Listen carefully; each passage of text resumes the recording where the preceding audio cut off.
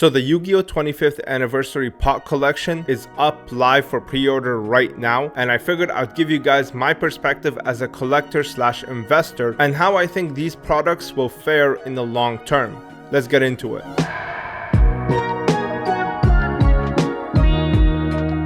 Alright, so some background information on this. As Konami approached the 25th anniversary, they kind of teased this, and for this celebration they're releasing this as well as a bunch of other products to just commemorate the whole quarter century thing. So the product itself is a collection of 11 PVC pots. There is also 3 other figures that are Shard of Greed, Moray of Greed, as well as Spirit of the Pot of Greed. Now for some reason they were very specific about only the 11 like canon pots receiving bases, while the other ones will not. Each of the pots will come with a complimentary TCG card, which is what the PVC figures are actually based on. And the way that Konami described it is it's going to be an ultra rare, and it's going to have like these foil lines that run through it when you tilt the card. And again, Konami for some reason was very specific about them being printed in Japan. So I'm not sure if they watched my video where I fangirled over the Dark Magician shoes, but it seems like they want to run it again with Japan cardstock. So that means that the cards will look fantastic and they will be extremely high quality. And the last thing that will be included in this collection is a second printing of Pot of Greed. However, this one's going to be in the quarter century rare, which is something that we have not seen yet because it hasn't debuted in Japan yet, and we haven't seen it here either. But it does seem like it's going to be like the 20th anniversary that they ran in Japan, where every single product had some sort of 20th anniversary secret rare inside. Now the Yu-Gi-Oh pot collection is up for pre-order right now, and it's going to be made to order. So anybody who wants one is going to be able to order right now, and then after that it's going to be cut off, sold out, and there's not going to be any more. The price is a staggering 160 euros plus shipping, which comes out to around 175 plus shipping USD. But that's pretty much it in terms of background information. Now I want to cover my opinion because I have a lot to say about this. Alright, so if you take a look at the back here, you can see that I am well versed with figures. Okay, these are very high-end statues. Before I even entered the Yu-Gi-Oh hobby, I was actually in the statue business, and it was the thing that put me through school. So I can say that I have some authority and some background in the production of figures and collectibles. And when I say that this product is not it, I actually really mean that. Let me explain what I mean. So these figures are just over $10 each. Now from the picture you can see that they're about 2 inches tall, with the max being 3 inches tall. That is incredibly small for $10. But that's not the only thing. If they put a lot of attention and detail to the figure itself, I would say sure, that price is justified. But these figures have an absolutely terrible paint job. Like you can see that there's no highlights, no shadows whatsoever. The paint job is really bland and really flat. And it doesn't even stop there, because a lot of the figures are plagued with casting lines and seam lines all over the place. Like take a look at this Pot of Avarice right here. You can see the casting lines all around the cheeks. It is so gross. I don't know, like I can't really deal with stuff like this, especially with my background in figures. Like this is so poorly made. They literally look like those $2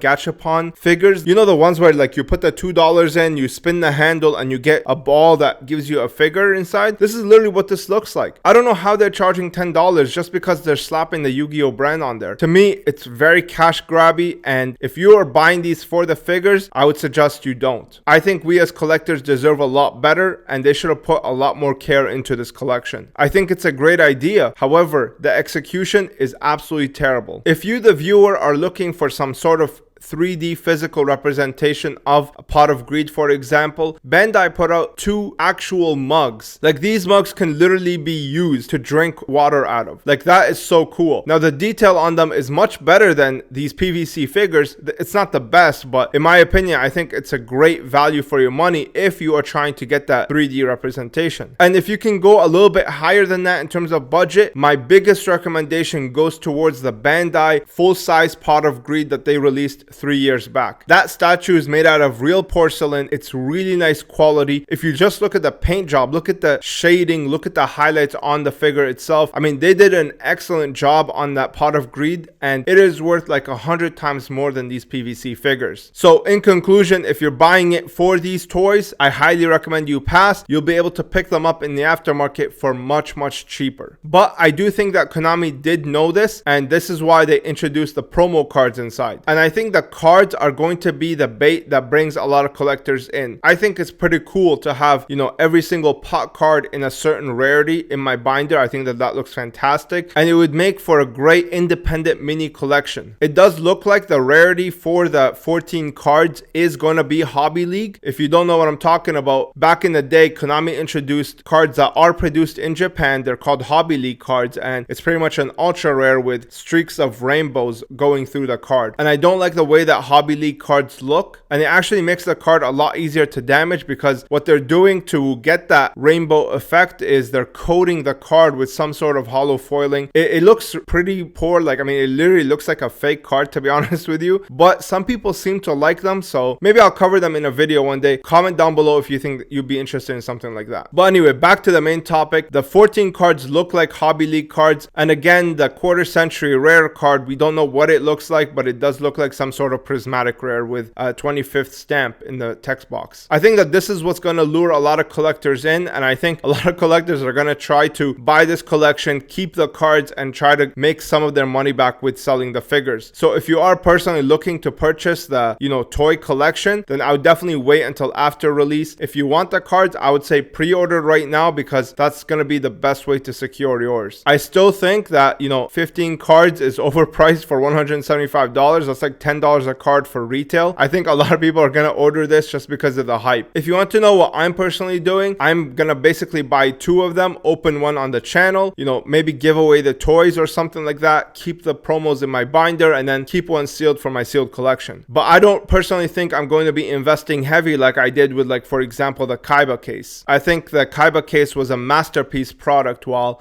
this one, in my opinion, is average at best. If they chose a more crazy rarity, like for example Starlight Rare for these pot cards, then maybe I would be way more intrigued. However, Konami TCG on the North American side is not as generous with its Starlight Rares like how it is in Japan, where they would release a set that has like a Starlight Rare in every single box. So long term, where do I see this? I do see that some individual cards maybe go up in price, like for example like the Pot of Prosperity, maybe the Pot of Greed itself might go up in price as well. However, I do think that the aftermarket premium is already priced into the price. I think a perfect price for this would have been maybe like $80, $90 for the collection as well as the cards. But the $175, I mean, I could imagine that being an aftermarket price. After it sold out, you know, it starts hitting that $150 mark. $175 right out of the get-go, not including shipping and taxes. I think it's a little too expensive for my liking, and I don't think that it will grow as much as people think. But yeah, that's pretty much my complete thoughts on the pot collection for the 25th anniversary Yu-Gi-Oh! I will be getting some for the channel. However, I don't think I'll be going too ham on the investment side. If you enjoy this type of content, hit the like button, subscribe if you want to see more. Comment down below what your thoughts are on this collection. Do you think it's a big ass cash grab by Konami, or is there some merit to this release? If you want to support the channel further, I have a Patreon, and you can also use my links in the description to shop. I'm also going to leave a link where you can pre-order this set in the pinned comments, and I'll also leave a link to where you can pre-order the Japanese one if that's your thing. You can also pick yourself up your own Gardener binder that I make myself. They're extremely high quality, and you'll be directly supporting the channel. But that's it from me. I hope you guys enjoyed, and I hope you learned something. I'll see you in the next one. Peace.